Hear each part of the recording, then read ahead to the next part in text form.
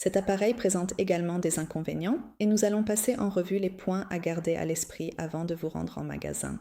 Le Galaxy A57 a été lancé au Royaume-Uni au prix de 529 livres sterling pour la version 8 256 gigaoctets. À titre de comparaison, le A56 démarrait à 449 livres sterling et le A55 à 439. En 2 générations, le prix de base en livres a augmenté d'environ 20%, tandis que l'ensemble des fonctionnalités n'a changé que modérément. En termes absolus, cela signifie que l'écart entre la série A et les modèles d'entrée de gamme de la série S se réduit. Le Galaxy S 24 phare, qui est désormais vendu avec une grosse remise, peut être trouvé dans les magasins de détail entre 550 et 600 livres sterling. Le modèle de base S25 commence à 699 livres sterling et d'ici la fin de l'année, son prix commencera à baisser en suivant le même schéma. Cette augmentation de prix n'est pas justifiée par une mise à niveau radicale. Le processeur Exynos 1680 offre environ 80% de performance supplémentaire en single thread par rapport à l'A56 et les appareils photo sont restés identiques. Le module caméra a été repris de l'A56 sans aucun changement. Le module principal est de 50 mégapixels accompagné d'un ultra grand angle de 12 mégapixels et d'un macro de 5 mégapixels. Il n'y a pas de téléobjectif. Dans le même temps, des concurrents dans la même gamme de prix, comme le Pixel 9a et le Nothing Phone 3 en 2026, proposent soit un téléobjectif dédié, soit un module principal nettement plus moderne.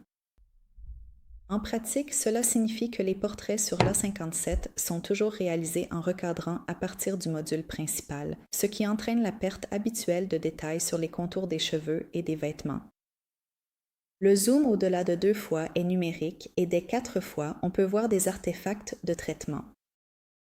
Samsung a amélioré le traitement d'image avec le nouveau ISP de l'Exynos 1680 et le mode nuit est devenu plus rapide d'1 à 2 secondes. Mais les capteurs sont les mêmes et le traitement logiciel ne peut pas dépasser les limites physiques du matériel. La recharge sans fil n'a pas fait son apparition sur l'A57, tout comme dans les 4 générations précédentes de la série A5. Les concurrents dans cette gamme de prix proposent le Qi depuis longtemps.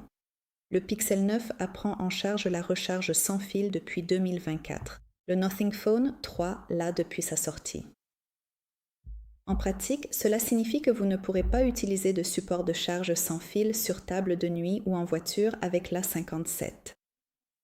Pour beaucoup, c'est une fonctionnalité secondaire, mais l'habitude de poser son téléphone sur un dock au lieu de chercher un câble fait déjà partie du quotidien d'un grand nombre d'utilisateurs.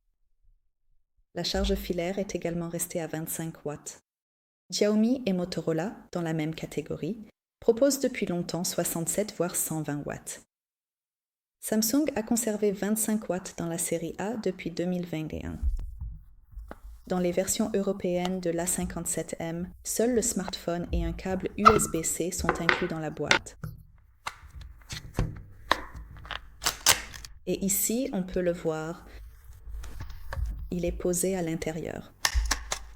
De plus, il y a un outil pour le tiroir SIM, mais pas d'adaptateur secteur.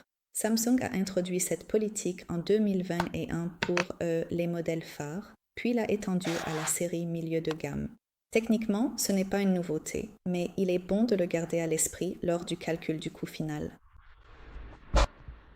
Un chargeur Samsung original de 25 watts coûte entre 20 et 25 € en Europe. Si vous en achetez un compatible d'un fabricant tiers, vous pouvez l'obtenir pour 10 à 12 €. Mais en tenant compte de la certification et de la sécurité, beaucoup de gens préfèrent celui de la marque. En pratique, cela signifie qu'avec un prix affiché de 529 livres sterling, le coût réel pour obtenir un ensemble complet est d'environ 545 à 555 si vous ne possédiez pas déjà un adaptateur adapté. Le principal concurrent interne du A57 est le Galaxy S25 FE de Samsung lui-même. Au moment du lancement du A57, il est vendu au Royaume-Uni entre 579 et 599 livres.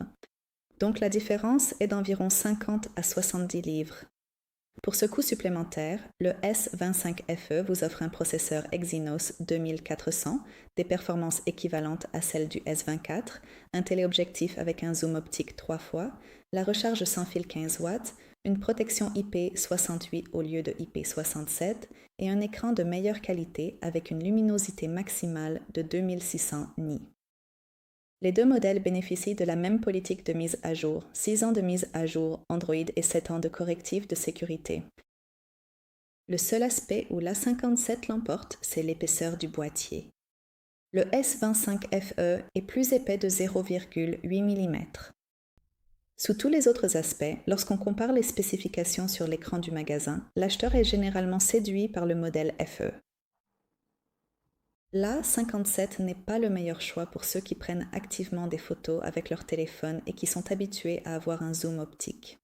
L'absence de téléobjectif se remarque particulièrement dans les situations du quotidien. Par exemple, lors d'événements familiaux ou de concerts en plein air où il est tout simplement impossible de s'approcher. Vous devriez également passer votre chemin sur ce modèle si la recharge sans fil est importante pour vous. À en juger par la politique actuelle de Samsung, elle ne sera pas non plus présente dans la prochaine génération de la série A. Enfin, si votre budget vous permet d'ajouter 50 à 70 livres, cela vaut au moins la peine de prendre le Galaxy S25FE en main en magasin. La différence de ressenti entre l'appareil photo et l'écran est généralement plus marquante que la différence de prix. C'est tout pour le moment. Merci de nous avoir regardés. Merci d'aimer la vidéo et de vous abonner à notre chaîne.